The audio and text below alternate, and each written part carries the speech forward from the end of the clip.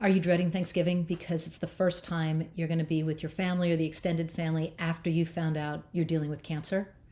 And all you want to do is feel good and feel loved, and instead you're worried about sad faces and people treating you like you're broken or you're sick or something else.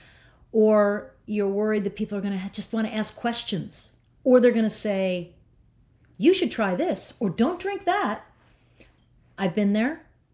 My mother and my sister were both diagnosed right before Thanksgiving. And in this episode, I want to tell you how you can take control and make Thanksgiving exactly, well, close to everything you want. It was right before Thanksgiving, and my family had been hit with news no one wants to hear. First time it was my mom, and then 20 years later, it was my sister, both diagnosed with cancer right before Thanksgiving, this holiday that's supposed to be about gratitude, connection, and abundance. You know, this was a lot. It was heavy. My sister was staring down chemo. She had fertility fears. She was 29 years old. I had a baby 5 days before Thanksgiving, and I had a toddler. You know, we were all really scared, but nobody wanted to spend Thanksgiving feeling sad or depressed, and we also couldn't fake being happy and nothing's going on. So we made an intentional choice. Thanksgiving wasn't going to be about cancer. Not because we were doing denial and we weren't going to do toxic positivity. We really wanted to use it as a moment of normalcy before the coming storm.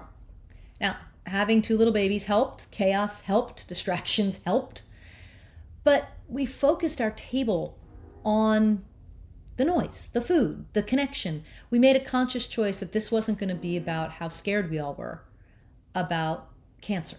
And though everyone understood what we were facing, we've been through this before, and this was the scariest, the day was intended to be a battery charge.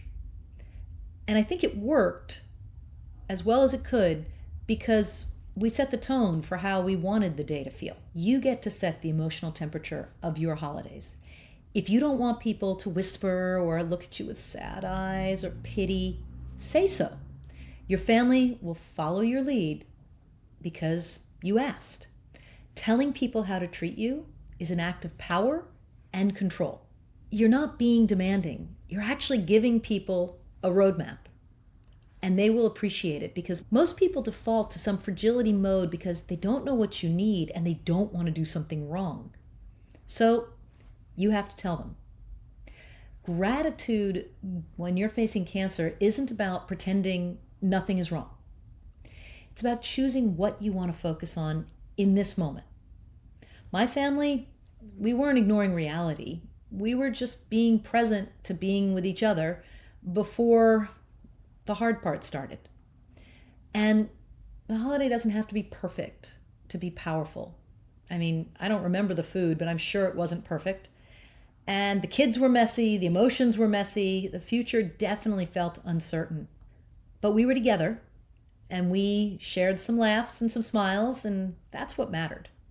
So whoever you're spending Thanksgiving with, let me offer you a 3-sentence script to tell them exactly how to interact with you. And you can send it by text, say it on the phone, or tell them when you walk in the door. Okay, here's the template. For Thanksgiving, I want today to be about being together, not about cancer. Please don't treat me like I'm fragile. If I need something, I promise I'll tell you. And I may tap out early or take a break. That's just part of where I am right now. Those 3 sentences will reclaim your power, and they're going to teach people how to support you without pity and without toxic positivity. I wish you a wonderful Thanksgiving holiday. May you be surrounded by love and gratitude.